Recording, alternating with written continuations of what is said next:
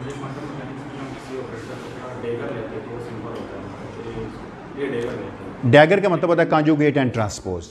लेकिन जो हम एडवांस क्वांटम मैकेनिक्स में रहते हैं उसमें लेते हैं तो गामा जीरो हर जगह डेगर में नहीं, बार बनाने के लिए जब बार बनाते हैं तो गैमा ज़ीरो लगाना पड़ता है, क्योंकि बार जो है वो एडजॉइंट स्पिनर है, डिराक कॉन्जुगेट है साई का, साई बार जो है। हाँ, ये उसकी डेफिनीशन में है, साई डैगर गैमा ज़ीरो। और ये क्यों बना था मैंने आपको बना के उस वक्त दिखाया था कि जब आप करंट लिखते थे तो actually it's Sai bar Sai, not Sai dagger Sai, तो बार की वजह से आ जाती थी एक चीज़।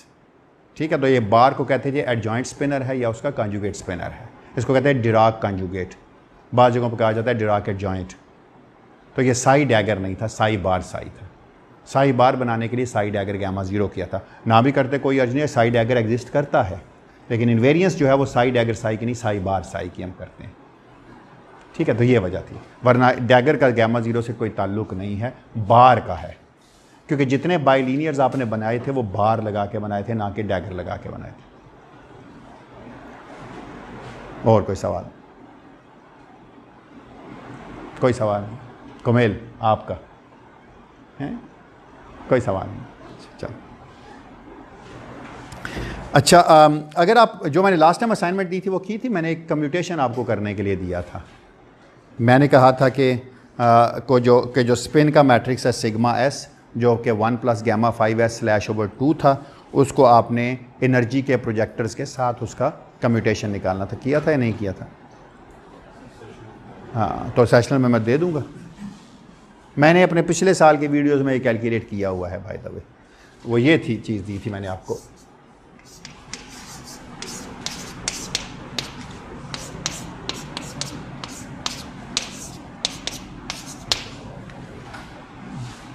इसको कैलकुलेट करें ज़रा, तो चलें, नहीं किया तो कल कर लीजिएगा पेपर में, ठीक है ना? कल मैं दूंगा पेपर में ये। हाँ, वो ज़ीरो को ही करूँगा मैं भी, नंबर देते हुए ज़ीरो से मल्टीप्लाई कर लें। खैर मुझे शायद करने की ज़रूरत भी नहीं पड़ेगी। चलें भाई, आपको याद है हमने अभी तक जो किया था, अभी तक जितनी चीज़ें मैंने की थी, मैंने लास्ट लेक्चर में आपसे वादा तो नहीं किया था, लेकिन मैंने कहा था पिछले लेक्चर में हम सारे टूल्स बनाएंगे। अब उन टूल्स को यूज़ करके हम सारी फ़िज़िक्स की चीज़ें निकालेंगे। अभी तक तो जो जहाँ से ख़बाब ने शुरू किया कि अभी तक तो जिक्र था कि पॉजिटिव एनर्जी सॉल्यूशंस हैं, नेगेटिव एनर्जी सॉल्यूशंस हैं। पॉजिटिव एनर्जी के पास भी दो कंपोनेंट्स हैं, स्पिन अप है और स्पिन डाउन है, और नेगेटिव एनर्जी के पास भी दो कंपोनेंट्स हैं, स्पिन अप है और स्पिन डाउन है। लेकिन हमें पता था, अब हमने देखना है, इनको फिजिकली इंटरप्रेट करने की कोशिश करनी है कि ये है क्या भला पॉजिटिव और नेगेटिव एनर्जी कंपोनेंट्स जो हैं। लेकिन उससे थोड़ा सा पहले मैं एक चीज़ आपसे बताना चाहूँगा कि मेरे पास कोई मैकेनिज़्म नहीं है ये बताने का कि मैं स्पिन अप पॉजिटिव एनर्जी का पार्टिकल प्रिपेयर कर रहा हूँ, अनलेस अनटिल मैं दोनों प्रोजेक्टर्स लगाऊं, पॉजिटिव एनर्जी का प्रोजेक्टर भी लगाऊं और स्पिन का भी प्रोजेक्टर लगाऊं, तो मैं उनमें से एक स्पिन और एक एनर्जी एक्सट्रैक्ट कर सकता हूं। सिमिलरली मैं नेगेटिव एनर्जी का प्रोजेक्टर लगाऊं तो नेगेटिव एनर्जी मिल जाएगी, फिर स्पिन में वो प्रोजेक्टर लगाऊं जो स्पिन डाउन के लिए है तो स्पिन डाउन का करस्पॉन्डिंग चीज़ निकल आएगी। इसका मतलब है मेरे पास तो एक ही फंक्शन होना चाहिए जिसमें सारी पॉसिबिलिटीज़ होनी चाहिए और उस पर मैं अप्लाई करके चीज़ों को बना सकूँ, और ऐसी चीज़ों को हम क्वांटम मैकेनिक्स में कहते हैं कि सुपरपोजिशन प्रिंसिपल है। इसका मतलब मैं सिर्फ पॉजिटिव एनर्जी पार्ट वाले सॉल्यूशंस को लिखूं तो आपको याद है पॉजिटिव एनर्जी पार्ट में दो सॉल्यूशंस थे, एक था UPS for s is equal to plus and for s is equal to minus. याद है ना आपको?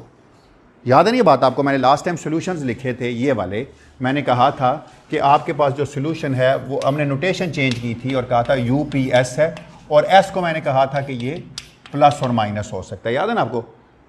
Plus spin up positive energy solution, spin down positive energy solutions. याद है आपको?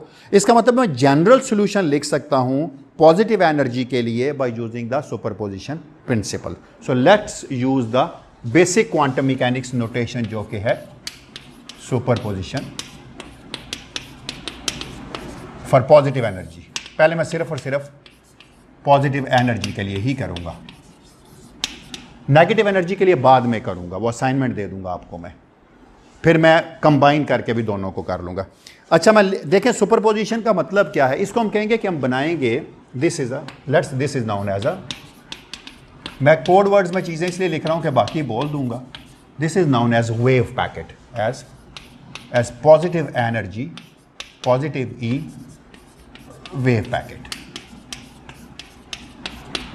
मैं वेव पैकेट की बात कर रहा हूँ। वेव पैकेट का मतलब ऑर्डिनरी क्वांटम मैकेनिक्स में कहते थे आप, एक ऐसी चीज़ होती थी जो ग्रुप वेलोसिटी से मूव करती थी और उसके अंदर जो इंडिविजुअल वेव्स थी वो फेज वेलोसिटी से मूव करती थी। Phase velocity can be larger than the speed of light, but group velocity can never be larger than the speed of light. At maximum it is c. Group velocity होती क्या थी? Change in frequency divide by the change in wave number. ये होती थी group velocity जो आपकी। तो wave packet का कॉन्सेप्ट ही है, इसमें कई मल्टीपल फ्रीक्वेंसीज की वेव हो सकती हैं। यहां पर मैं कैसे वेव पैकेट लिखूंगा पॉजिटिव एनर्जी के लिए? Let me right Sai plus position और टाइम का फंक्शन है। देखिएगा आपकी सारी चीज़ें कैसे ठीक होंगी। मैं लिख सकता हूं, पहले तो मैं लिखता हूं प्लस माइनस एस, दो स्पिन्स हो गई, you of p and S. लेकिन मुझे पता है क्वांटम मैकेनिक्स में जब मैं सुपर पोजिशन लिखता हूं तो साथ में रिलेटिव वेट भी डालता हूं। तो मैं रिलेटिव वेट को कह देता हूं यहां पर b of p n s. Relative weight है ये, मॉड स्क्वायर लूंगा तो मुझे वेट पता चल जाएगा। अभी मैं नॉर्मलाइजेशन निकालूंगा, इसकी फिक्र ना करें। इनटू प्लेन वेव अगर ये प्रोपेगेट करता है तो ये है E to the power minus iota P dot x over H bar. ये डॉट जब मैं लिखता हूं तो ये 4 वेक्टर है। ये बात आपने याद रखनी है कि मेरी पूरे नोटेशन में पी डॉट एक्स का मतलब है पी म्यू एक्स म्यू, या ऊपर पी म्यू लिखने तब भी ठीक है, और ये इतना ही ठीक है जितना ये ठीक है, पी म्यू एक्स म्यू एक ही बात है, यानी स्केलर है। लेकिन ये तो पोजीशन का फंक्शन है, जबकि ये तो मोमेंटम का फंक्शन है। तो मुझे क्या करना पड़ेगा? इंटीग्रेट करना पड़ेगा over the entire positions, over entire momentum. तो मैं करूंगा डी क्यू पी और कांस्टेंट फैक्टर डालूंगा जो मैं हमेशा भूल जाता हूं, 2 pi h bar to the power 3/2। अच्छा, ये लॉरेंट्ज इनवेरिएंट नहीं होता तो इसके साथ हम एक और फैक्टर लिखते हैं जिसे कहते हैं, ये समझ लें कि फोरियर ट्रांसफॉर्मेशन फैक्टर है, एम सी स्क्वेयर्ड ओवर ई। एम सी स्क्वेयर्ड ओवर ई क्या है? अगर रेस्ट मैस होता तो ये फैक्टर 1 हो जाता, तो वापस आपके पास सारे रेस्ट मैस स्पिनर बन जाते। ये बन जाता e to the power minus iota e t over H bar. B of p s की बजाय क्या आ जाता है? कांस्टेंट नंबर आ जाता, सारी इंटीग्रेशंस ख़त्म हो जाती हैं आपके पास। तो you can always do it like this one. अच्छा, ये कांस्टेंट फैक्टर्स हैं डी क्यू पी। अब देखें ये फोरियर ट्रांसफॉर्मेशन है, ये आपने मोमेंटम स्पेस से पोजीशन स्पेस में लेके चले गए हैं। और बी ऑफ पी एस क्या है? B of p s this is any expansion coefficient. इसको हम फाइंड कर लेंगे, फिक्र ना करें। अच्छा, जो लोग क्वांटम फील्ड थ्योरी करना जानते हैं ना, उन्हें पता है कि ये जो एक्सपेंशन कोएफिशिएंट होते हैं ना, इसको सिर्फ हम टोपियां पहनाते हैं और ये ऑपरेटर बन जाते हैं और क्वांटम फील्ड थ्योरी आ जाती है। तो मैं कुछ नहीं पहना रहा। नहीं, ये आ गया ना साथ में। डायमेंशंस देखो ना, बिल्कुल 4 होने चाहिए थे ना, 3 यहाँ से आ गया 1 ओवर और 1 यहाँ से आ गया। तो डायमेंशंस पूरे हो चुके हैं ना सारे आपके पास। एच बार के भी डायमेंशन है ना एनर्जी के, तो डायमेंशंस आपके पास पूरे हैं, कोई ऐसा प्रॉब्लम नहीं है यहाँ तक। अच्छा, आप में से मुझे कोई ये चीज़ कैलकुलेट करा सकता है क्वांटम मैकेनिक्स की, जिसे कहते हैं ऑर्थोगोनैलिटी या ऑर्थोनॉर्मेलिटी रिलेशन? एक ही बात है, D cube x Sai plus x and T का डैगर, पॉजिटिव एनर्जी के लिए Sai plus x and T. क्या ये कोई मुझे कैलकुलेट करके दे सकता है कि ये क्या? अच्छा, क्वांटम मैकेनिक्स क्या कहती है? D cube x Sai mod square 1 होना चाहिए ना। देखते हैं इसका 1 क्या होता है। 1 वहां पर भी अगर आपको याद हो क्वांटम मैकेनिक्स में, तो आप लिखते थे कोई भी वेव फंक्शन है, लेट्स से आप क्या पास कहते थे क्वांटम मैकेनिक्स में कोई वेव फंक्शन है a time phi 1 plus b times phi 2। Phi 1 और फाई 2 की क्या खास बात होती थी वहां? फाई 1 और फाई 2 की बात ये होती थी कि अगर फाई आई फाई जे हो ना, तो ये डेल्टा आई जे के बराबर था। यानी अगर ये एक ही जैसे होते थे तो ये 1 था, अगर ये एक जैसे नहीं होते थे तो जवाब 0 था। इन्हें कहते थे ना ऑर्थोगोनल बेसिस। यहां पर भी ये स्पिन आपस में ऑर्थोगोनल बेसिस में खोला आपने। अगर प्लस स्पिन है तो ऊपर है, माइनस स्पिन है तो नीचे वाला कंपोनेंट नॉन जीरो, और दोनों एक दूसरे के ऑर्थोगोनल है। बिल्कुल उसी तरह जिस तरह इसी के एनालॉजी में अगर आप स्पिन को देखते हैं तो आपको पता है काई प्लस और काई प्लस जो है ये 1 है, जबकि काई प्लस और काई माइनस जो है ये 0 है। बिल्कुल उसी तरह जिस तरह ये था। इसका मतलब मैंने उसको ऑर्थोगोनल बेसिस में खोला है। जब आप इसका मॉड स्क्वायर लेते थे, जब आप करते थे साई इंटू साई, तो आप कहते थे ये आ जाता है a mod square plus b mod square, यही आ जाता था ना आपके पास। और आप कहते थे अगर ये नॉर्मलाइज है तो इसको 1 होना पड़ेगा, यही आप कहते थे ना, ऐसे ही करते थे ना। मैं अगर इसको ज़रा स्लाइटली डिफरेंट तरीके से लिखूँ ना तो मैं इसको ज़्यादा खूबसूरत भी लिख सकता हूँ। ज़रा देखें कैसे। मैं इसको लिख सकता हूँ A1 A2 this is equal to A1 का मॉड स्क्वायर प्लस A2 का मॉड स्क्वायर, लिख सकता हूँ ना मैं। ऐसा भी लिख सकता, समेशन अपॉन आई AI का mod square is equal to 1। अगर ऐसी ही चीज़ मैं समेशन की बजाय DQP बना लूँ, क्योंकि कंटिन्यूस वेरिएबल है, और AI की जगह B मॉड स्क्वायर आ जाए इक्वल टू 1 हो जाए तो नॉर्मलाइजेशन हो जाएगी ना। बिल्कुल उस तरह इसी चीज़ की मैं कोशिश करूँगा नॉन रिलेटिविस्टिक क्वांटम मैकेनिक्स से को बनाने की। तो सबसे पहले इस चीज़ को कैलकुलेट करते हैं ज़रा, ये वाली जो चीज़ है। Let's calculate this thing. कौन लिखवाएगा, क्या होगा ये? अच्छा, पहली तो बात है D3x पे इंटीग्रेशन तो है। मैं एक काम करता हूं, एक को मैं P प्राइम कह लेता हूं और एक को मैं P कह लेता हूं, क्योंकि ये तो वेरिएबल ऑफ इंटीग्रेशन है ना, सेम तो नहीं रख सकता ना, क्योंकि इंटीग्रेशन का वेरिएबल का मतलब है जब वो इंटीग्रेट होगा तो उसकी डिपेंडेंस उसमें से ख़त्म हो जाएगी। तो ये ख़त्म तो करनी है मुझे, तो इसका मतलब है मैं लिख सकता हूँ एक इंटीग्रेशन लिख सकता हूँ DQP over 2 pi H bar 2 the power 3/2। मैं इसको P कह रहा हूँ साई वाले को, अब ठीक है, यही लिखना है। Summation plus minus S B star of PS, क्योंकि ये तो डैगर लिखने की ज़रूरत नहीं है, ये तो जस्ट कोएफिशिएंट्स हैं, इनटू U डैगर PS, इसकी जगह क्या आ जाएगा e to the power iota P dot x over H bar summation MC squared over E। ये तो आ गया एक वाला, ये तो मैंने लिख दिया साई ये वाला। सिमिलरली मुझे अगला भी तो लिखना है ना।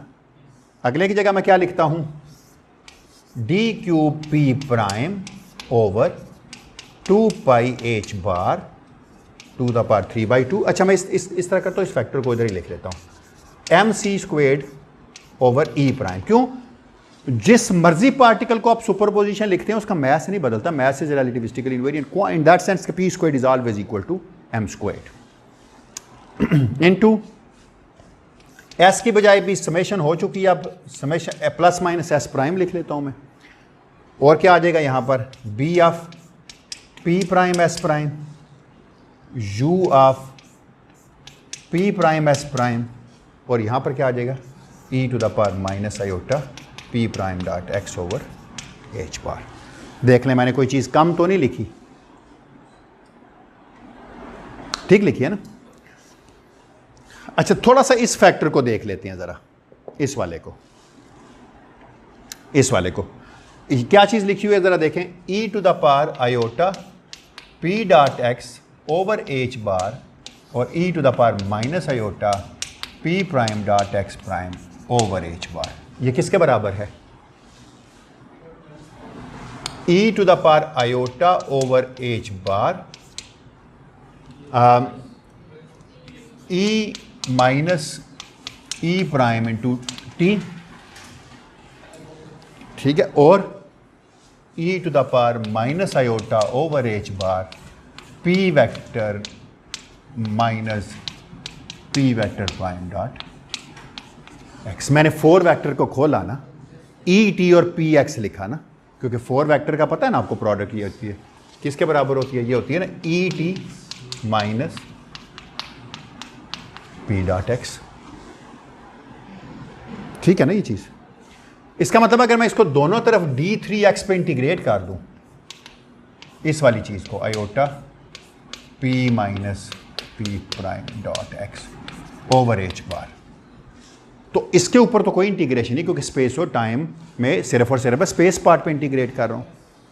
तो इसकी जगह आ गया e to the power iota over H bar e minus e prime, और इसकी जगह मैं क्या लिख सकता हूँ जी, इसकी जगह मैं लिख सकता हूँ बिल्कुल ठीक है 2 पाई एच बार का cube delta cube of p vector minus p prime, T भी होगा, बिल्कुल ठीक है, थैंक यू।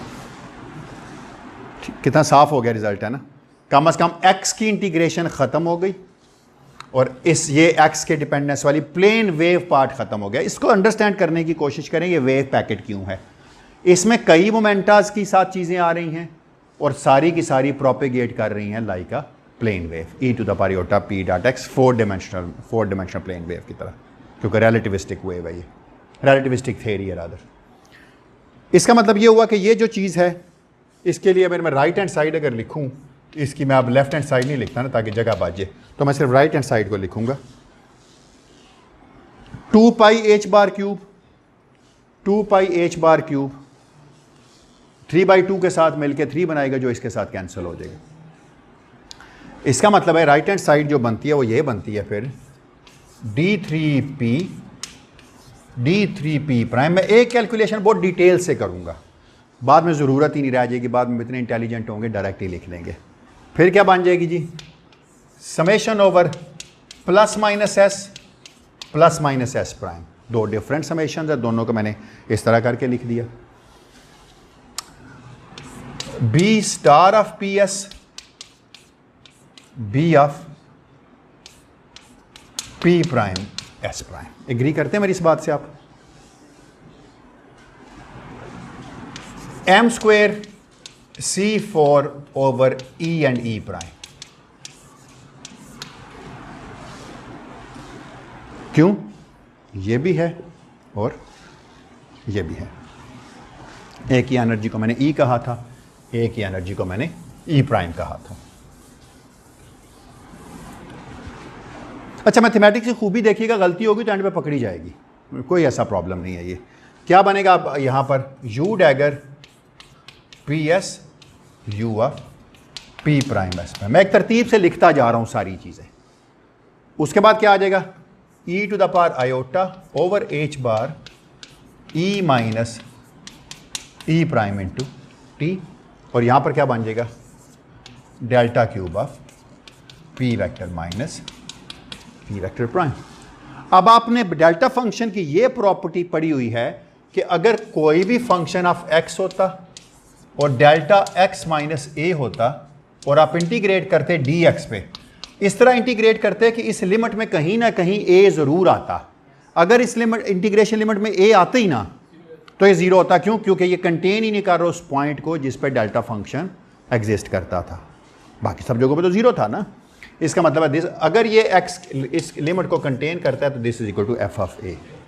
बाज़ औक़ात में एम फिल के टेस्ट में क्वेश्चन इस तरह का भी देते हैं हम लोग के, लंबा चौड़ा सा फंक्शन लिख देते हैं और लिमिट दे देते हैं माइनस ए से लेकर ए तक, और डेल्टा फंक्शन में कि मैं ए की बजाय कुछ हो रहा होता है, ठीक है, और लिखते हैं ये एक्सक्लूसिवली कंटेन नहीं कर रहा उसको। लोग उसकी लंबी चौड़ी कैलकुलेशन करते रहते हैं, हालांकि उसका जवाब होता है ज़ीरो। जब लिमिट्स में है ही नहीं तो जवाब ज़ीरो है। तो लाजमी नहीं होता कि हर जो चीज़ दी हुई है वो कैलकुलेट करने के काबिल भी हो। कुछ चीज़ें ऐसी हैं जो कैलकुलेट करने के काबिल नहीं होती, डायरेक्ट ही ज़ीरो लिख सकते हैं उनके लिए। अच्छा, इसको जब आप इंटीग्रेट करेंगे तो मैंने क्या कहा, यहाँ पर हर वो पी प्राइम, उसकी जगह क्या चीज़ आ जाएगी, पी आ जाएगा।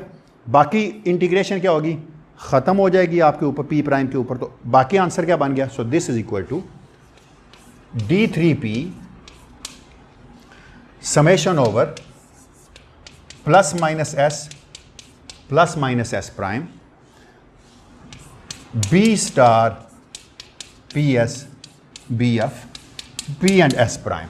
पी प्राइम की जगह तो पी मैंने लिख दिया, लेकिन एस प्राइम की जगह मैंने एस नहीं लिखा। अच्छा, सिर्फ एक चीज़ आप देखें, आपको याद है ना ई किसके बराबर है, ई स्क्वेड, या ई किसके बराबर है, p squared plus m squared p square c square plus m square C4। E prime किसके बराबर है? P prime square c square plus m square C4, इसी के बराबर है ना। अब अगर पी और पी प्राइम बराबर हो जाएं, if p vector is equal to p vector prime, तो क्या बनेगा फिर? ई और ई प्राइम भी बराबर हो जाएंगे ना। क्यों? क्योंकि मैथ तो सेम है ना। अगर पी प्राइम पी के बराबर हो जाएगा, ये भी पी स्क्वायर सी स्क्वायर हो जाएगा, ये भी P square, right hand side बराबर होंगी तो लेफ्ट हैंड साइड भी बराबर हो जाएंगी। तो जब जब पार्टिकल का 3 मोमेंटम जो है वो बराबर हो जाएगा रिलेटिविटी में, तो उनकी अगर सेम मास पार्टिकल है तो उनकी एनर्जी भी बराबर होगी। एक टर्म मैं एंड तक रखी हुई थी। आपको मुझसे एक सवाल कर सकते थे कि भाई आपने एक्स ए क्यों रखा? आप एक से ज़्यादा एक्स आप लिख सकते थे, डी क्यूब एक्स प्राइम। इसलिए कि जितनी ये थेरीज है ना सारी लोकल हैं। लोकल का मतलब है you have to look at these theories at the same space time point. Locality है। क्यों लोकल चीज़ें ज़्यादा ज़रूरी है? Even in non relativistic quantum mechanics position and momentum simultaneously measure नहीं हो सकते। वहाँ पर लोकेलिटी टाइम में है ना, एक ही वक्त में दो चीज़ें मेजर नहीं हो सकती। यहाँ पर हम क्या करें, एक ही फील्ड थेरीज को लोकल रखा हुआ है। मैं याद है शुरू के लेक्चर में मैंने लोकेलिटी की बात की थी, तो यहाँ पर नज़र आ रही है कि एक ही 3 डायमेंशन एक्स पर रखा है। क्लियर हो गई ये बात सबको? अच्छा चलें, अब आप मुझे इंटीग्रेट कराएं। तो इसका मतलब है ये टर्म क्या हो जाएगी फिर? 1 हो जाएगी, क्योंकि ई और ई प्राइम बराबर हो जाएंगे। ये क्या बन जाएगा? एम सी स्क्वेड ओवर ई। और क्या बन जाएगा यहाँ पर?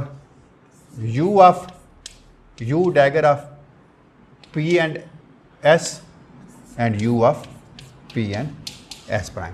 मेरा ख्याल है मैंने कोई चीज़ छोड़ी नहीं है ना? कोई चीज़ नहीं छोड़ी ना। अब जगह कम पड़ गई है, या चलें कोई बात नहीं, मैं इधर लिख लेता हूँ सामने। आपको ये प्रॉपर्टी याद है किसी को? ये वाली हाथ खड़ा करना है अगर किसी को याद है। अगर नहीं याद तो कोई बात नहीं, पता चलेगा आपने कितनी तैयारी की हुई है।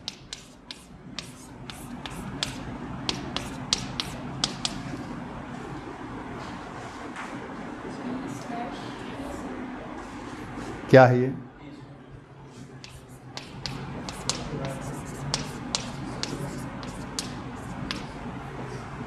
क्यों? रेस्ट मैस होता काई डैगर काई 1 नहीं होता यार, है ना। रेस्ट मैस होता, नॉन रिलेटिविस्टिक बनती, नॉन रिलेटिविस्टिक में एक जैसे काई डैगर काई इज 1। तो देख लें, ई एम सी स्क्वायर के बराबर हो जाता 1 आता, डेल्टा एस एस प्राइम जब बराबर होते तो 1 होता। अगर डिफरेंट होते जवाब 0 आता। तो ये तो हम कॉमन सेंस से भी लिख सकते थे नॉन रिलेटिविस्टिक क्वांटम मैकेनिक्स से। तो अब देखें ये फिर किसके बराबर आ गया। So this becomes D cube P. अब आप तकरीबन अपना आंसर बना चुके हैं। एस प्राइम पे आपने ख़त्म कर दी समेशन, और आपने क्या लिख लिया? B star p and s, b of p and s prime, m c squared over e. S की समेशन को या एस प्राइम की समेशन को उठा के आप यहाँ ले आए थे, इसकी जगह आपने क्या लिख लिया? E over m c squared delta s s prime. अच्छा नहीं, एक चीज़ मुझे लिखनी चाहिए। हाँ सॉरी, क्या कह रहे हैं? ये समेशन के साथ नहीं होगा ना, ये मुझे ऐसे लिखना चाहिए था, क्योंकि समेशन होगी फिर तो एस और एस प्राइम बराबर हो गया ना। जी क्या कह रहे हैं? सॉरी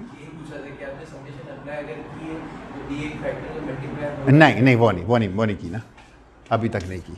अब ठीक है, क्योंकि डेल्टा एस एस प्राइम रखा ना, वरना तो एस, अगर मैं एस प्राइम की जगह एस लिख देता तो समेशन ख़त्म कर देता। बिल्कुल ठीक है, थैंक यू, बिल्कुल सही। तो अब मैं क्या करूँगा, जो आप कह रहे हैं एस प्राइम पे समेशन को ख़त्म कर दूँगा, उस पर ऐसे लिख दूँगा और ये फैक्टर ख़त्म हो गया। तो देखें क्या आंसर आ गया। So this becomes D3P summation upon plus minus s b star of p s and which is nothing but this is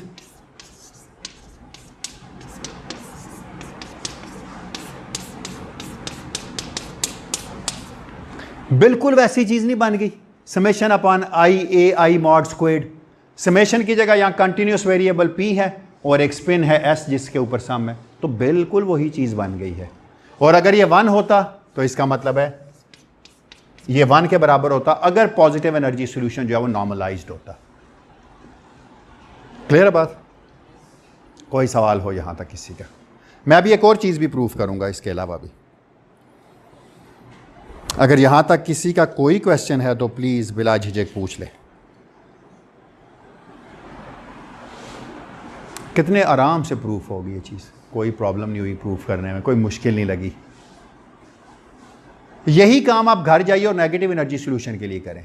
उसके लिए आप क्या करें, यहाँ बी की बजाय डी रख लें और यू की बजाय वी रख लें। आपको याद है ना उसके लिए वी था, और यहाँ पर माइनस की बजाय प्लस रख लें।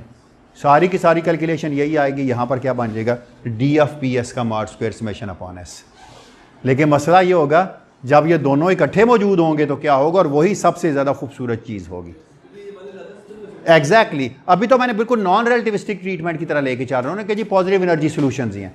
क्यों मैंने कहा, क्लाइन गॉर्डन इक्वेशन में हमने कहा था कि छोड़ देते हैं अभी नेगेटिव एनर्जी की मैंने क्या कहा है, फिजिकली इंटरप्रेट कर रहा हूँ अब इनको। तो मेरे पास तो कोई अभी तक नेगेटिव एनर्जी की फिजिकल इंटरप्रिटेशन तो है नहीं ना, लेकिन मैं बताऊँगा नेचुरली साबित करेंगे हम कि नेगेटिव एनर्जी सॉल्यूशंस क्यों चाहिए थे हमें, क्या गलती हो रही है कि नेगेटिव एनर्जी सॉल्यूशंस आने चाहिए, मिस करने से फिज़िक्स की क्या चीज़ गलत हो रही है, जो आपका सवाल भी था निशात लास्ट लेक्चर में भी, या उससे एक लेक्चर पहले भी।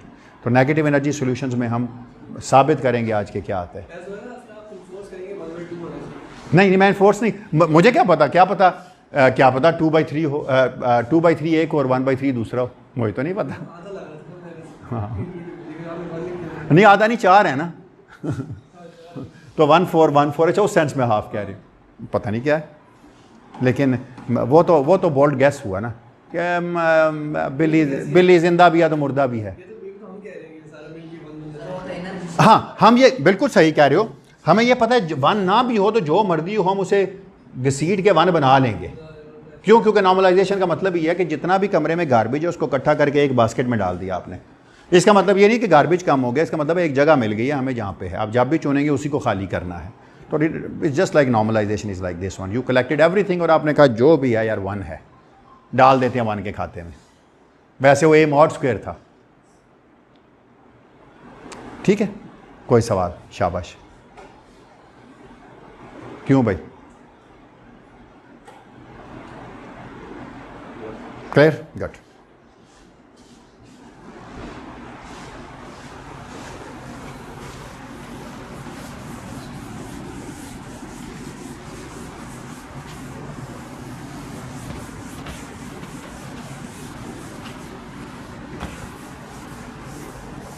वो तो जो नहीं आए तो अगर मैंने आज के लेक्चर से में से कुछ दे दिया तो फिर क्या करेंगे। मैं पेपर बनाते हुए भूल जाता हूँ कि मैंने क्या, मैं पेपर बना रहा होता हूँ मेरे ध्यान में होता है यार ये इससे जुड़ा हुआ है, पूछ लेते हैं। अमूमन मुझसे लोगों को ये शिकायत रहती है कि सर ये तो आपने कोर्स में ही नहीं था। मैं कहता हूँ नहीं पढ़ाया तो है ना। तो आपने हाँ में सर भी हिलाया, आपने कहा मैं समझ भी आ गई है। मैं आपसे पूछता हूँ आप कहते हैं मैं कहता हूँ कोई सवाल, आप कहते हैं नहीं है, इसका मतलब आपको सब समझ है। जिस चीज़ की समझ हो उसमें क्या याद करना फिर।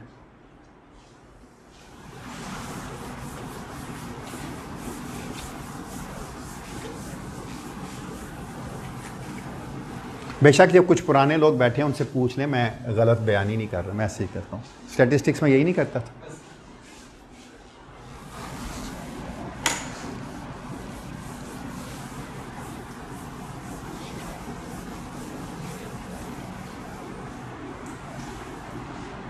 ऑलराइट चलें, गुड। क्वांटम मैकेनिक्स में वेव पैकेट बनाना तो कोई कमाल नहीं था ना, कमाल तो था उसको हरकत करा के देखना, है ना, जो करंट होती थी। तो अब मैं एवरेज करंट कैलकुलेट करूंगा इस वेव पैकेट की वजह से, क्योंकि क्वांटम मैकेनिक्स में आप कहते थे भाई ठीक है वेव है, पड़ी रहे ना प्लेन वेव, हमें क्या लेना देना उससे। इसलिए तो आप उसमें उसकी ग्रुप वेलोसिटी कैलकुलेट करते थे। ग्रुप वेलोसिटी इसलिए कैलकुलेट करते ताकि आप उससे एवरेज करंट कैलकुलेट कर सके। तो अब मैं बिल्कुल एक एवरेज करंट कैलकुलेट करूंगा। Let me calculate J plus of x. जरा इसकी फिजिक्स थोड़ी सी देखिएगा। Let me calculate this J plus. Positive energy solutions की वजह से जो वेव पैकेट बना है उससे जो एवरेज करंट बन रही है वो क्या है। बात आप देखिएगा एंड पे मैं इसके इर्द गिर्द ऐसे करके 2 बना दूंगा ताकि एवरेज बने, लेकिन फिलहाल मुझे जे प्लस की डेफिनेशन ही लिख लेना। अंडरस्टूड है कि ये एवरेज करंट है। क्या लिख सकता हूँ इसकी जगह में, कौन बताएगा, कैसे कैलकुलेट कर सकता हूँ? करंट क्या होती है जब कोई चीज़ वेलोसिटी से मूव करती है? बिल्कुल, ये मोशन वाली करंट है, वो नहीं है प्रोबेबिलिटी करंट, वो रो होती है ना, वो रो है। हाँ जी बिल्कुल, बोलें जी, बोलें सम। हाँ साई बिल्कुल ठीक है, साई डैगर, साई प्लस का dagger x and t, psi of psi plus x and t, दरमियान में क्या रखूं? शाबाश, बिल्कुल, वेरी गुड, बिल्कुल। C alpha was your velocity operator, बिल्कुल शाबाश, वेरी गुड। पर ये तो इतनी ठीक है जितनी ये है।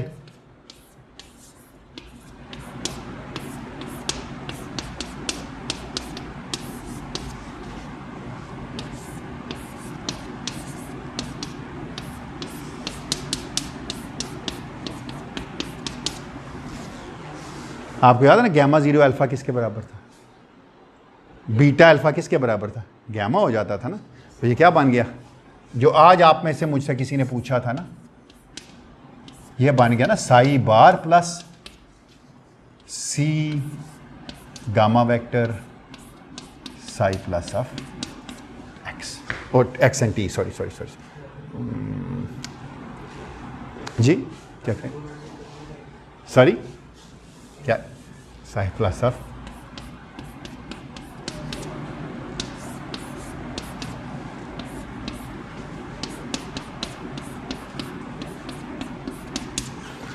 ठीक लिखा कोमेल, आप यही कह रहे थे? वो मैं हाँ एक्स लिख के वेक्टर नहीं डाला था तो बिल्कुल, लेकिन एक उसमें थोड़ी सी कन्फ्यूजन जो आ जाती थी ना, वो ये आ जाती थी कि एट सेम टाइम ताकि लोग पढ़ लें, ठीक है ना, पता चल जाए एट सेम टाइम है दोनों ना, same time same space point है। काम तो आप सारा कर चुके हैं ऑलरेडी, है ना? क्या किया आपने इसी की जगह क्या करना है आप? दें जी सजेशन दें, क्या लिखूं?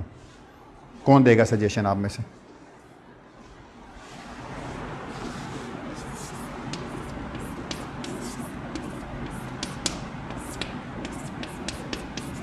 थोड़ी देर पहले जो काम किया फिर वही करेंगे।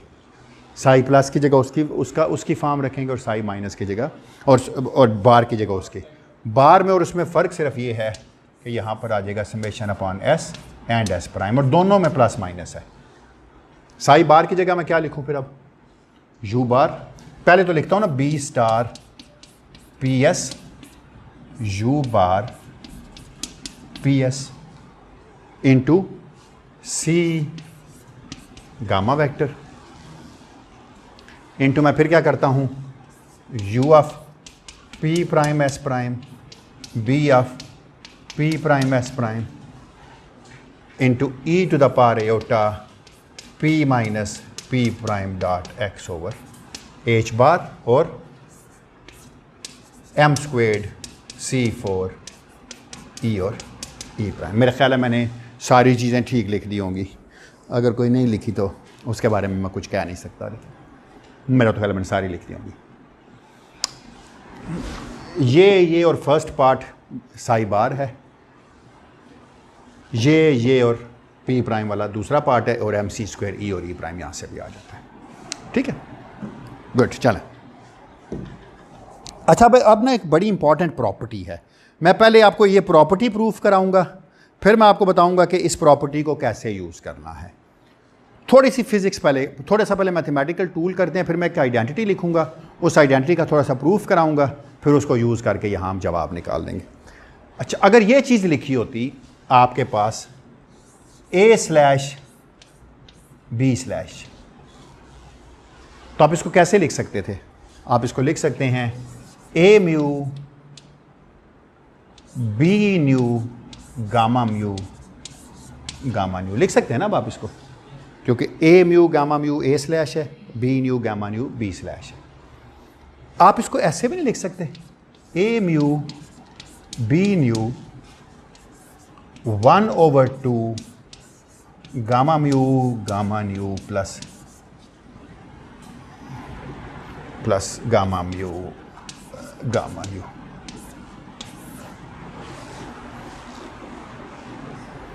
ये मिल के फिर 2 ही देगा ना, 2 ही दे रहा है ना वो भी। इसका मतलब है आप इसकी जगह ये भी तो लिख सकते हैं ना a/b/ की जगह कि this is equal to a mu b nu, और अंदर हम लिख सकते हैं 1/2 gamma mu gamma nu plus gamma nu gamma mu plus 1/2 gamma mu gamma nu minus. कोई इतराज़ तो नहीं? ये मैंने टर्म ऐड भी कर दी है, सब्ट्रैक्ट भी कर दी और ऐड भी कर दी है, तो ये आपस में कैंसिल। ये चीज़ क्या लिखी हुई है?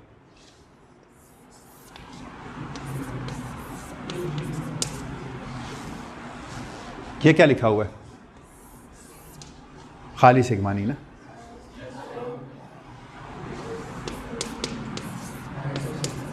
माइनस आयोटा सिग्मा, क्योंकि आयोटा बाई 2 के साथ होता है ना जब दूसरी तरफ लेके जाएंगे, क्योंकि सिग्मा म्यू न्यू की definition iota by 2 gamma mu gamma nu minus gamma nu gamma new. अच्छा चलें, जब ये 2 और ये 2 तो कैंसिल हो जाएंगे ना, तो जब ये इसके साथ मिलेगा तो क्या देगा आपको? ये देगा ना a mu b mu minus iota a mu b new sigma mu new. आप किसी भी चीज़ को इस तरह करके लिख सकते हैं। कोई सी 2 स्लैशेज हो ना तो वो हमेशा एक उनका डॉट प्रोडक्ट, ये a डॉट b लिखा हुआ है ये वाला, एक तो आप उनका स्केलर बना सकते हैं और डॉट वाला स्केलर बना सकते हैं, और ये है तो ये भी स्केलर लेकिन इसके साथ सिग्मा म्यू न्यू है, और सिग्मा म्यू न्यू आपको पता है स्पिन पार्ट होता है, तो स्पिन स्ट्रक्चर भी साथ में आ जाती है। कॉम्प्लेक्स टेंसर लग रहा है हाँ, और वाकई कॉम्प्लेक्स है, इतना सादा भी नहीं है। अच्छा अब एक आइडेंटिटी है, मैं थोड़ा सा ना इस आइडेंटिटी को पहले बताऊंगा आपको कि लिखी कैसे जाती है, उसके बाद इसको अप्लाई करूंगा। There is a very very useful identity. फ़र्ज़ कीजिए psi1 फॉर इफ psi1 एंड psi2 are the solutions of Dirac equation। Dirac equation के सोल्यूशन से मेरी क्या मुराद है? मुझे ये बात पता है कि मैं अगर p slash minus m c psi पे लगाऊं तो जवाब 0 आता है। अगर ये सोल्यूशन है तो एक बड़ी इंपॉर्टेंट आइडेंटिटी है, वो ये है कि दिस सी टाइम्स, इसको हम प्रूफ भी कर लेंगे, psi bar 2 gamma mu psi 1 this is equal to, थोड़ी सी अजीब सी है आइडेंटिटी लेकिन 1/2m psi bar 2 p mu psi 1। इस इक्वेशन को यूज़ करके हम बनाएंगे, देखिएगा minus p mu psi 2 bar psi 1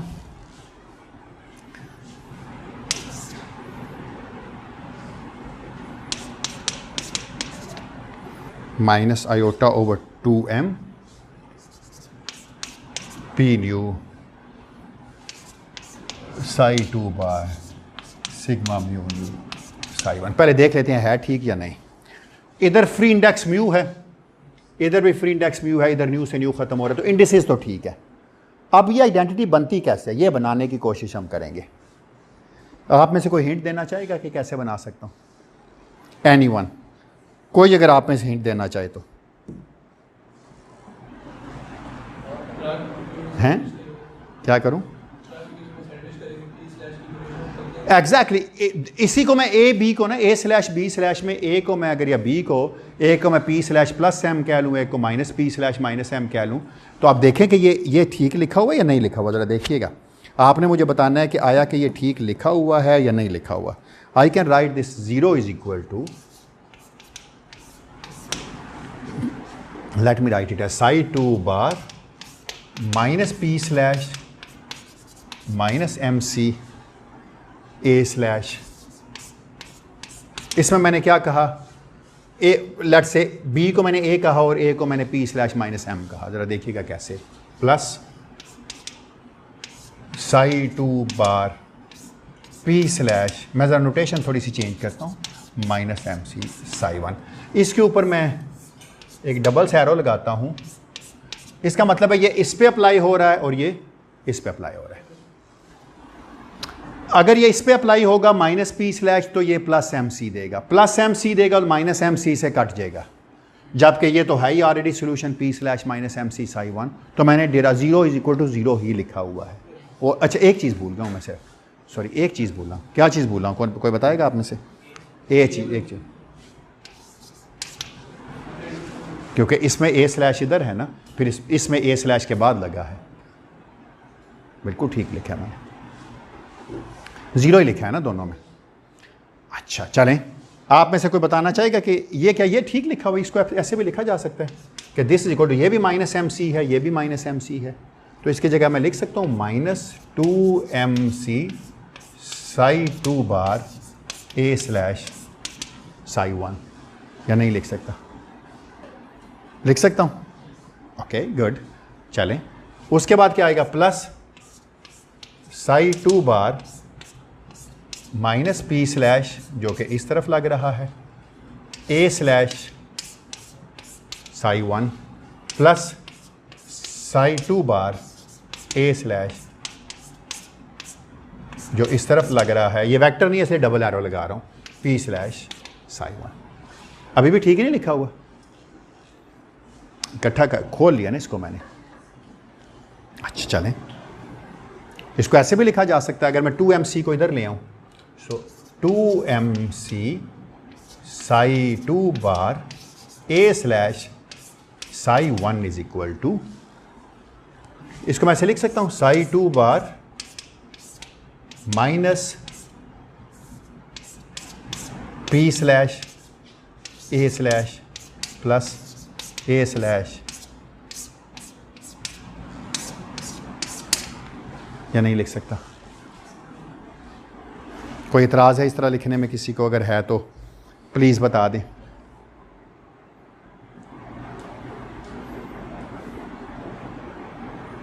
कोई इतराज़ तो नहीं किसी को? ठीक लिखा हुआ है हमना भाई, सही लिखा है। ये क्या बला लिखी हुई है? या एक काम करें, प्लस 0 को लिखा रहने दे ताकि 0 इज इक्वल टू वो चलता रहे। So this is equal 0 is equal to minus 2mc psi 2 bar a slash psi 1। पहले इसकी जगह बताएं क्या लिख सकता हूं, इसकी जगह पता है यार आपको क्या लिख सकते हैं? हाँ बोलें, क्या लिखूं जी? ए म्यू पी म्यू जो इधर वाले पे लग रहा है minus iota a mu p mu sigma mu nu. ठीक लिखा है? चेक कर लेता हूँ मैं क्या आया कि ठीक लिखा भी है या नहीं। It's fine, it's okay, good. अच्छा चाहें तो इसको ऊपर कर लें, इसको नीचे कर लें, डजंट मैटर। अच्छा इसकी जगह फिर मैं क्या लिख सकता हूँ, माइनस ए म्यू पी म्यू इधर वाले पे लग रहा है और प्लस, हाँ अब बताएं क्या लिखूं यहां पे, आप पता चलेगा।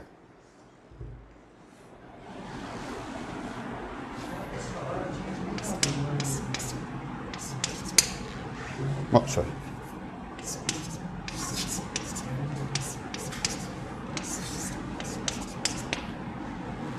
यही कह रहे थे sir?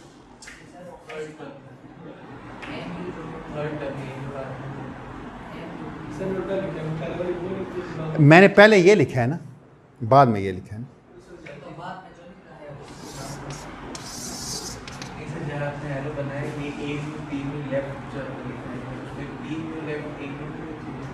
Doesn't matter, A mu तो नंबर है ना, ए म्यू तो कोई नंबर है, ए तो कुछ मोमेंटम तो पी है ना, डजंट मैटर। डॉट प्रोडक्ट है, a dot b is as good as p dot ए।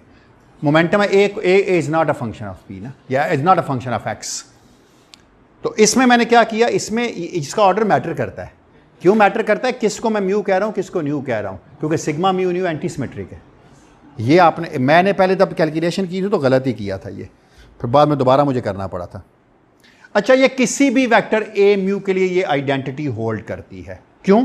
अगर यहाँ पर आप इधर भी ए म्यू गैमा म्यू लिख लें तो इधर भी ए म्यू है, इधर भी ए म्यू है, जहाँ जहाँ पे ए म्यू वगैरह हैं, this identity holds for an arbitrary vector a mu. और इसी चीज़ को आप देखिएगा क्वांटम फील्ड थ्योरी की बुक्स में लिखा जाता है,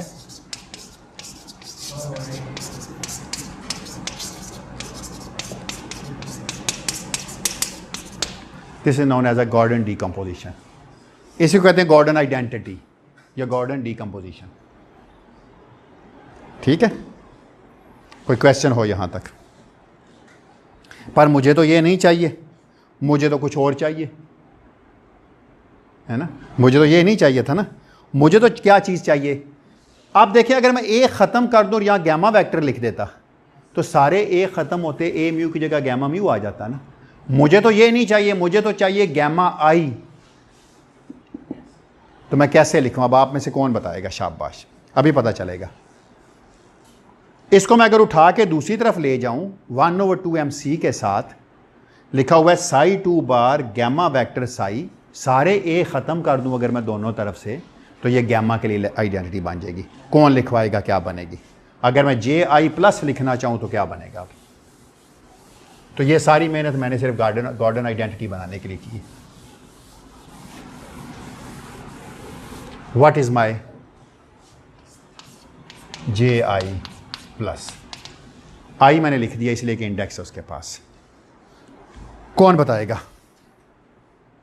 ये लिखा हुआ है सारा कुछ वैसे तो। चलिए, जो पहले लिखी हुई चीज़ें उनको तो लिखे ना, D3x D3p D3p प्राइम, इसको तो लिखे ना।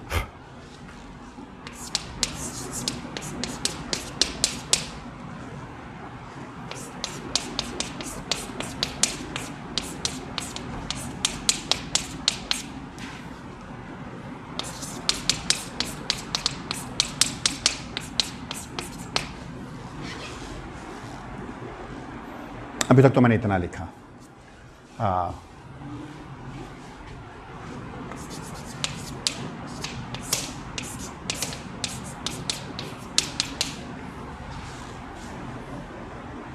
और क्या लिखना रह गया जी? ये तो इसलिए मिटा रहा हूँ कि इनकी ज़रूरत नहीं, सिर्फ आखिरी यूज़ करनी है। अब आप बताएं जी क्या होगा? कौन बताएगा या आप में से?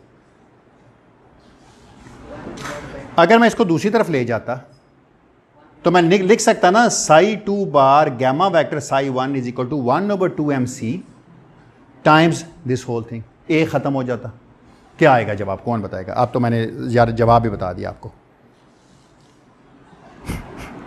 और सी क्यों ख़त्म होगा? क्योंकि इसमें भी मौजूद है सी। ठीक है ना, तो क्या आंसर आ जाएगा? You bar p S. हाँ बोले हैं, बेशक गलत बोलें जी। 1/2m आ जाएगा। चले 1/, शाबाश, 2m आ गया, बिल्कुल ठीक है अंदर। हाँ, ये तो ख़त्म ही हो गया था ना। इधर इंडेक्स आई है तो यहाँ पी आई बन जाना चाहिए था। यहाँ पी आई बन जाएगा तो यहाँ पर पी आई प्राइम बन जाएगा, क्योंकि एक P है और एक P प्राइम था ना, हमने रखा। डिफरेंट मोमेंटाज रखे थे ना, अब मैंने वो आइडेंटिटी रखनी है ना यहाँ पर। तो एक बन जाएगा this equal to p i prime plus p i. क्यों? क्योंकि ये हट रहा है, यहाँ पर गैमा वेक्टर, यहाँ वेक्टर, अगर इधर वेक्टर है तो इधर ही वेक्टर होगा ना। ए तो ख़त्म हो रहा है ना, ए को मैं ख़त्म करके गैमा वेक्टर बनाऊंगा तो म्यू की जगह भी आई लिखना पड़ेगा ना, मुझे यहाँ भी आई लिखना पड़ेगा और यहाँ पर भी आई लिखना पड़ेगा।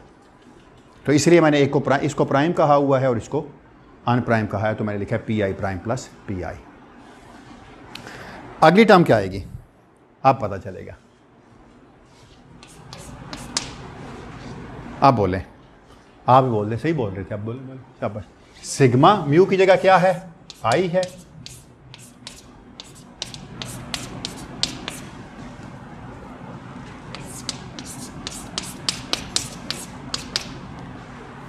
क्यों?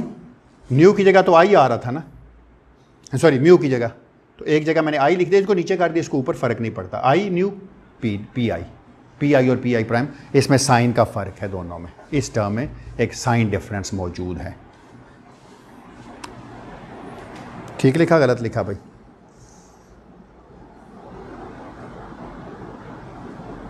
क्यों भाई, ठीक लिखा या गलत लिखा?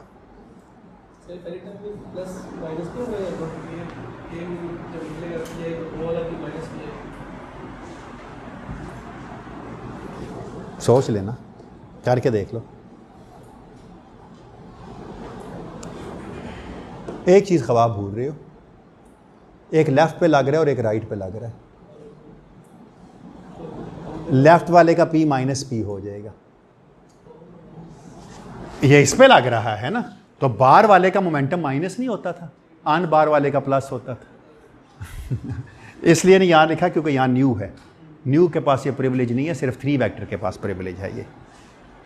ठीक है, कोई छोटी मोटी चीज़ें होती हैं ना जो राजो ने आज की हैं ना। अच्छा चलें, अब क्या करना है आपको? वो किधर गया हमारा फैक्टर? इसको इंटीग्रेट करेंगे एक्स पे, तो क्या आंसर आ जाएगा? अभी थोड़ी देर पहले आपने लिखा है, इसकी जगह आपने थोड़ी देर पहले ही तो लिखा था। जब इसको आप एक्स पे इंटीग्रेट करेंगे तो इसकी जगह पे आ जाएगा 2 पाई h बार का cube delta cube of p vector minus p vector prime और e to the power iota over h bar e minus e prime t। क्या होगा जब p प्राइम पे इंटीग्रेट करेंगे? तो जहाँ जहाँ पे p प्राइम आ रहा है वहाँ पे p आ जाएगा, और जहाँ जहाँ पे e प्राइम है उसकी जगह e आ जाएगा। थोड़ी देर पहले जो स्टेप्स किए हैं सारे वही हैं। तो फाइनली इसका जवाब फिर देखें ज़रा क्या आएगा। सिर्फ एक चीज़ देख लें इससे पहले कि एक टर्म सिर्फ देखनी पड़ेगी आपको, मैं उसको पहले ही खोल के दिखा देता हूँ आपको। वो ये वाली टर्म है, ये वाली। इसका जवाब कौन बता सकता है मुझे कि ये क्या होगी इस कंडीशन में? इसको मैं लिख सकता हूँ क्या? Sigma i nu p nu minus p nu prime. पहले तो देखें ये लिखा हुआ है sigma i zero p zero minus p zero prime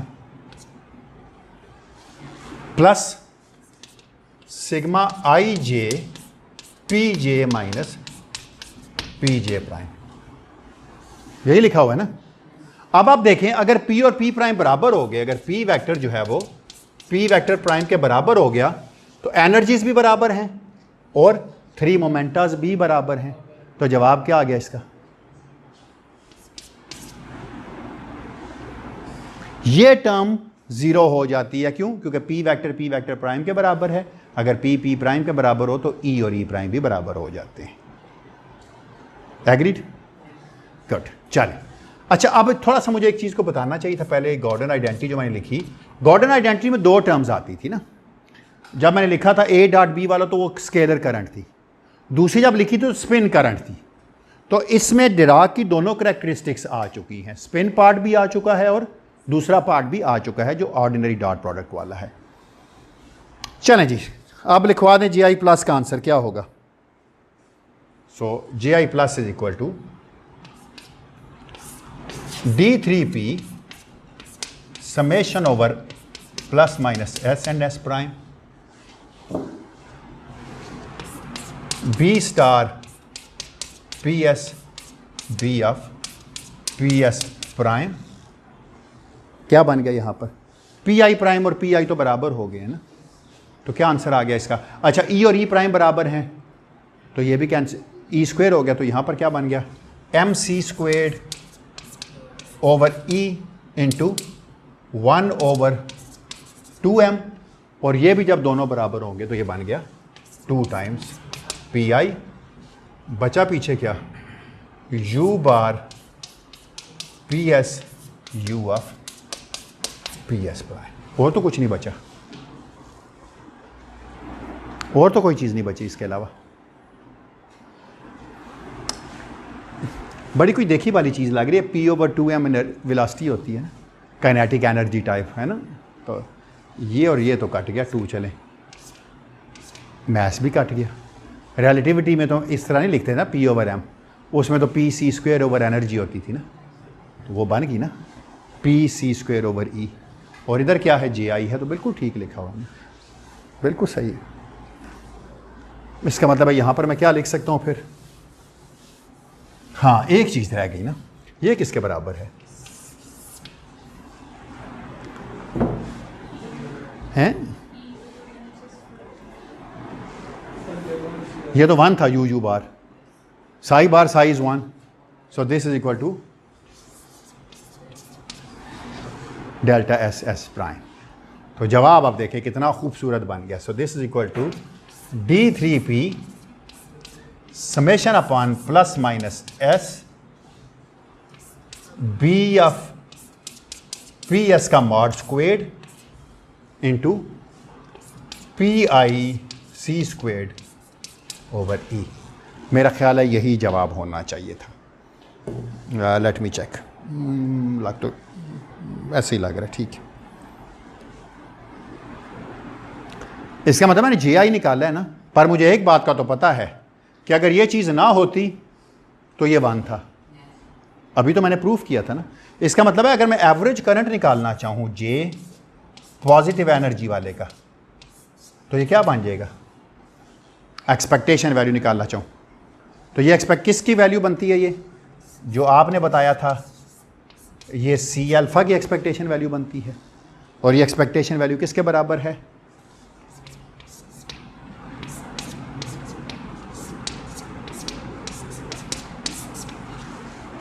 सारा कुछ गलत हो गया। अब यहाँ पर मैं यहाँ पर एक नीचे से छोटा सा प्लस लिख लूँ और यहाँ भी प्लस, इसका मतलब क्या है कि पॉजिटिव एनर्जी वाले से मैंने कैलकुलेट की है, सारा कुछ गलत हो गया है।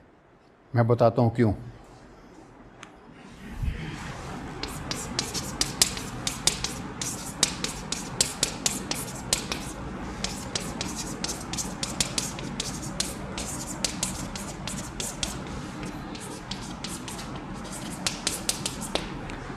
This is just the classical group velocity.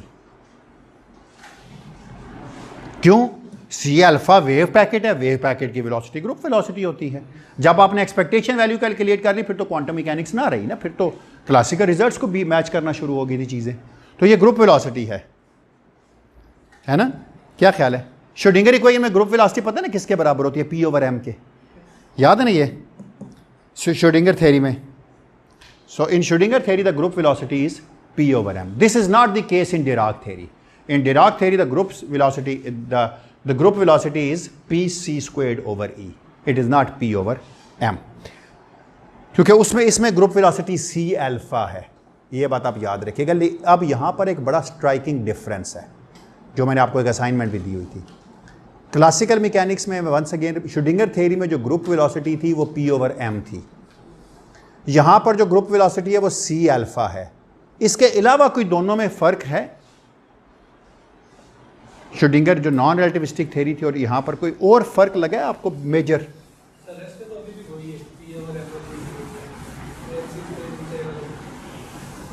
मैं आता हूँ उसके ऊपर, रेस्ट वाले पे ना।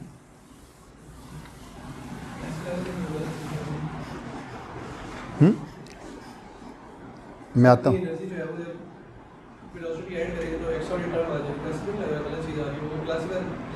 नॉन रिलेटिविस्टिक लिमिट में हो रहा है, लेकिन अभी बताता हूँ गलत क्या हो रहा है। कोई एक चीज़ है जो मिसिंग लगेगी आपको, देखिएगा अभी, हैं? नहीं वो तो बाद में देखेंगे ना, लेकिन एक और ख़ास बात है यहाँ पर जो उस जगह पे नहीं थी, जो ऑर्डिनरी श्रोडिंगर इक्वेशन थी उसमें। ये कौन सा पार्टिकल है? फ्री पार्टिकल है। फ्री पार्टिकल में श्रोडिंगर थ्योरी में आपको ये बात पता है कि जो हैमिल्टोनियन है वो मोमेंटम के साथ कम्यूट करता है in for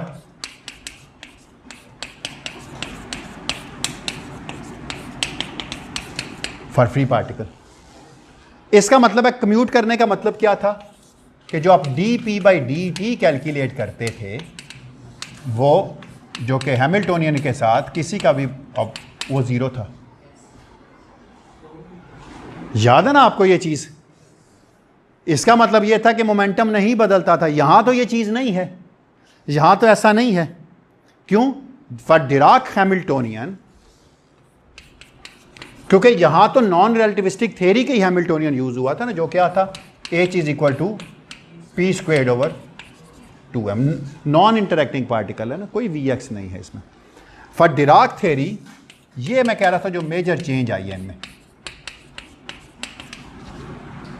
Hamiltonian was C alpha dot P plus beta m, और हमने ये देख लिया है कि C अल्फा जो हैं वो हैमिल्टोनियन के साथ, जो डिराक हैमिल्टोनियन के साथ छोटा सा मैं d लिख देता हूं, this is not equal to 0। एक बड़ा स्ट्राइकिंग डिफरेंस आ गया ना दोनों में, ये एग्जैक्टली इसका मतलब है d by d T of C alpha which is basically the commutation of C alpha with the Dirac Hamiltonian is not equal to 0. It means alpha is evolving with time, alpha is propagating with time, so C alpha is not constant. अजीब सी बात है यार, बिल्कुल अजीब बात है। Free particle है पर कांस्टेंट नहीं है। वहाँ नॉन रिलेटिविस्टिक में तो कांस्टेंट थी ना, वो तो एक बड़ी गलती हुई, एक बड़ा मसला हुआ। इसके अलावा भी एक और गलती है, एक और भी मसला है। वो क्या है? हाँ, और भी इसके अलावा, हाँ चलो इसको अगर आप देखें, C squared P vector over E is always less than C, is always less than C। क्यों? अगर E mc स्क्वेयर होता तो P over M is always less than C, वो तो ऑर्डिनरी वेलोसिटी बनती ना। ये बजा अजीब बात है ना, but the eigenvalues of, हमने पढ़ा था ये, the eigenvalues of C alpha are C, लेकिन C अल्फा तो वेलोसिटी है, और वेलोसिटी की जो अपर लिमिट है वो तो स्पीड ऑफ लाइट थी, और C अल्फा की आइगन वैल्यू तो C होनी चाहिए थी। इसका मतलब यह है कि जिसकी आइगन वैल्यू C होनी चाहिए, जब उसकी हमने एक्सपेक्टेशन वैल्यू कैलकुलेट की है, तो ग्रुप वेलोसिटी भी मैक्सिमम C हो सकती है ना। ये तो उससे कम आ रही है, ये तो अजीब बात है, सब कुछ गलत हो गया। क्लासिकल मैकेनिक्स में रिजल्ट तो क्लासिकल को पहुंचने चाहिए थे ना, नहीं पहुंचे, स्पीड ऑफ लाइट से कम आ रही है। क्या नहीं, अच्छी बात है, फिजिकली गलत हो रहा है ना, क्योंकि C अल्फा की आइगन वैल्यू अगर आप निकालते हैं तो वो C होती है ना। तो अभी भी तो आपने C अल्फा की आइगन वैल्यू निकाली है ना, बेशक डालते रहे, जो मर्जी डालें। डिराक हैमिल्टोनियन में मैथ्स है ना, बीटा m है ना। चलें अब, पर ये तो अजीब सी बात है ना। वैसे आप तो C अल्फा लेके चले, मैथ्स टर्म तो कम्यूट भी करती है ना अल्फा के साथ, तो मैथ्स तो पार्टिकल का बीच में कहीं आ ही नहीं रहा ना। देखिए इस पूरी एक्सप्रेशन में मैथ्स कहीं नहीं आ रहा, मैथ्स कट गया है।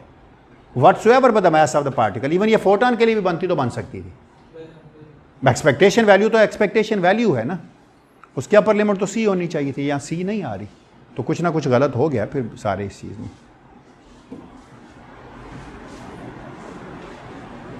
हो गया ना सब कुछ गलत है ना। मैं ठीक कर लेता हूँ। पॉजिटिव एनर्जी सॉल्यूशन लिए थे मैंने सिर्फ। अब आप याद करें जो मैंने एक जुमला बोला था क्वांटम मैकेनिक्स, जो क्वांटम फील्ड थ्योरी के कोर्स में भी, मैं आपके सामने फिर बोल देता हूँ। सिडनी कोलमैन के लेक्चर्स हैं क्वांटम फील्ड थ्योरी के, उसने अपने प्रीफेस में लिखा है शुरू में किताब के, कहते हैं अगर आप किसी रिलेटिविस्टिक पार्टिकल के सॉल्यूशंस निकालें कोई चीज़ और उसमें नेगेटिव एनर्जी सॉल्यूशंस को इग्नोर कर दें और फिर भी आपका जवाब ठीक आए, तो ये तुक्का किस्मत हो सकती है, तुक्का हो सकता है, ये रियलिटी से बहुत दूर है। तो C निकल आता तो तुक्का चल गया था, लेकिन नहीं चला ना।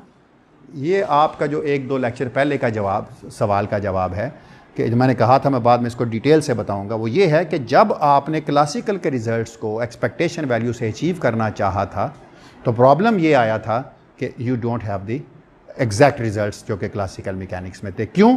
क्योंकि आपने जिस पार्टिकल को देखा है उस पार्टिकल के जो डिराक, इस फिल्म को थोड़ा सा रिवाइंड करते हैं, डिराक इक्वेशन के 4 सॉल्यूशंस थे। हमने सुपरपोजिशन में सिर्फ 2 लिखे हैं, 2 तो हमने इंटेंशनली छोड़ दिए ना। हमने कहा हमें उसकी फिजिक्स नहीं पता ना नेगेटिव एनर्जी की, उसको छोड़ देते हैं। तो 2 को लेके हम ये चाह रहे थे पूरा जवाब निकले, पूरा जवाब तो नहीं निकलेगा ना। It means we have to include the negative energy solutions in our calculation. तो अब क्या करूं फिर बताएं, कैसे करूं, हैं कैसे करूं?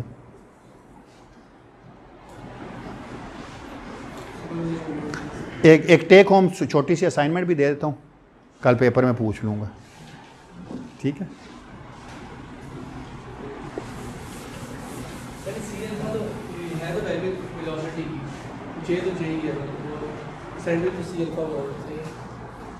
अब वेलोसिटी की जो एक्सपेक्टेशन वैल्यू है वो अगर हम फिजिकली सोचें तो वो मतलब इवन हम नेगेटिव एनर्जी सॉल्यूशन को ऐड भी कर दें तो क्यों एक पार्टिकल के लिए वो सी होनी चाहिए? क्योंकि मैं कह रहा हूँ सी अल्फा की आइगन वैल्यू जब हमने निकाली तो सी थी। मैथमेटिकल सोचने से तो ठीक है, वो तो है, लेकिन अब अगर मुझे पता है कि फिजिकल पार्टिकल कभी भी सी की एक्सपेक्टेशन वैल्यू नहीं देगा, उसके लिए लाजमी है कि वो थोड़ा सा उससे ऊपर भी जाए और नीचे भी जाए। हाँ, थोड़ा सा ऊपर भी जाए, थोड़ा सा नीचे भी जाए। वो ऊपर नीचे जाने के लिए उसको ऑसिलेट करना पड़ेगा ना। अभी तक तो कोई ऑसिलेशन नहीं हो रही ना, कोई ऑसिलेशन तो नहीं। देखो कांस्टेंट टर्म है ना, बिल्कुल कोई चीज़ नहीं, कोई ऐसी चीज़ नहीं है जो टाइम के साथ ऑसिलेट करे। यही तो मैं बनाऊंगा अब कि कोई चीज़ ऐसी होगी जो टाइम के साथ ऑसिलेट कराएगी, वेरी वेरी रैपिड ऑसिलेशंस होंगी चीज़ें, इसी को हम बनाएंगे। खुद ही असाइनमेंट तुमने की थी, d alpha by d t calculate किया था एच अल्फ़ा, वहाँ से e to the power iota m c square आया था, एम सी स्क्वायर आ गया था ना वहाँ पर, तो इसलिए वही चीज़ यहाँ भी बनेगी, फिक्र ना करो।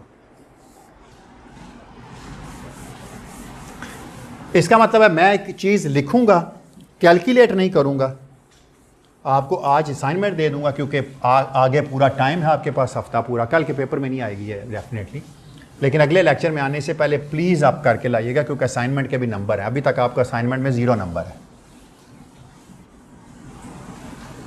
अच्छा, ये नहीं होता कि असाइनमेंट दे दी जाए तो आप सेमेस्टर के एंड में मुझे जमा कराएंगे। किस बेवकूफ़ के पास इतना टाइम है कि आखिर में बैठ के आपके असाइनमेंट चेक करते रहे। इस लेक्चर के असाइनमेंट का मतलब होता है अगले लेक्चर से पहले जमा करानी है। जिसने जमा नहीं कराई होती मैं क्रॉस करके 0 लिख देता होता कि भाई जमा ही नहीं कराई उन्होंने, तो फिर क्या है? तो इसलिए ये नहीं कि बस असाइनमेंट दी और पी के असाइनमेंट्स हो गए, बस जब दिल करेगा कर लेंगे, ऐसा नहीं है ना। वो तो है कि अगले लेक्चर में करके आएँ आप। तो आपने चूँकि नहीं की हुई अभी तक जो मैंने दी हैं, तो मैंने बस 1-2 लड़कियाँ आई थी, आप आई थी, 2 लड़कियाँ आई थी मुझसे पूछने के लिए, उनके मैं नाम लिखे हैं, उनको 2-2 नंबर मिले उस असाइनमेंट के, 2 में से बाकी सबको 0 ही मिला हुआ अभी तक। हैं हैं वो 50 में से 1 देता हूँ ना। अच्छा चलें, मैं जनरल सोल्यूशन जो लिखूंगा उसके 2 पार्ट्स होंगे। पहला पार्ट क्या होगा, psi of x and t, this is equal to d3p over 2 pi h bar. यार ये मुझे बार बार लिखना पड़ता है, 2 pi h bar to the power 3/2 into m c squared over ई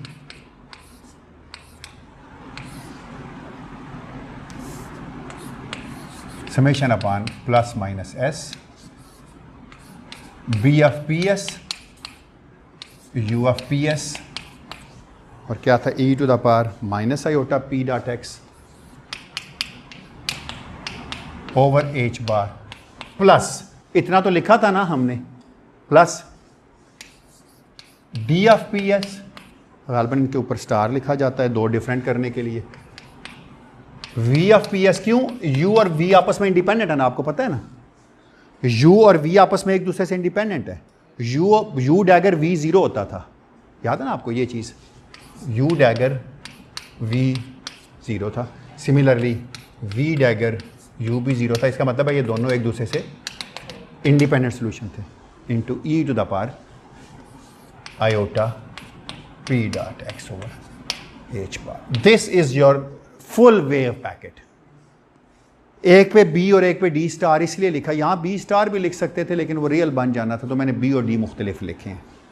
आपने घर जाके ये साबित करना है कि नो योर नॉर्मलाइजेशन कंडीशन, अगर आप ये करें d3x Sai of x and T का डैगर, अगर इसको 1 रखें तो इसका जो जवाब आता है वो ये आता है कि this is equal to d3p summation upon s into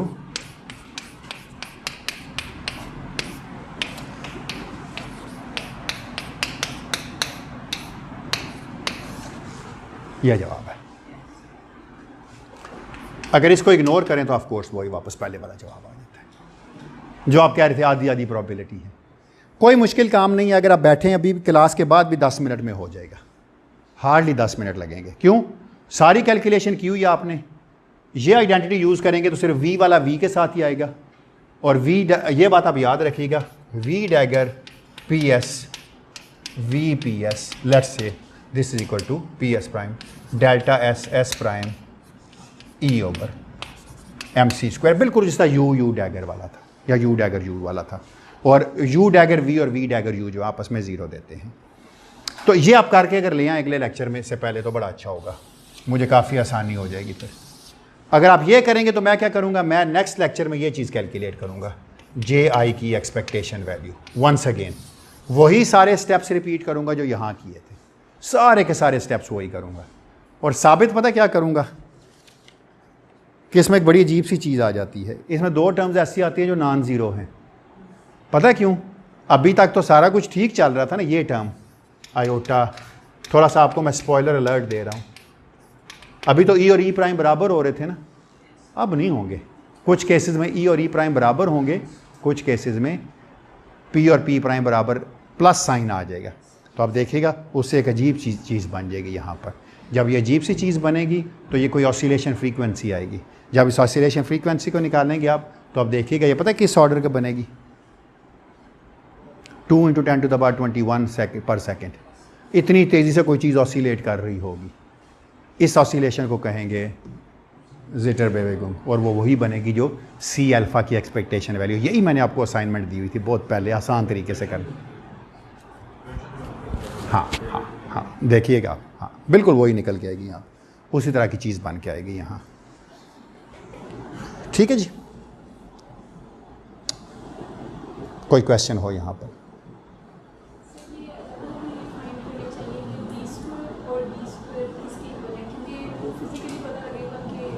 नहीं पता चलेगा, इंडिपेंडेंट है, इंडिपेंडेंट है, नहीं पता चलेगा।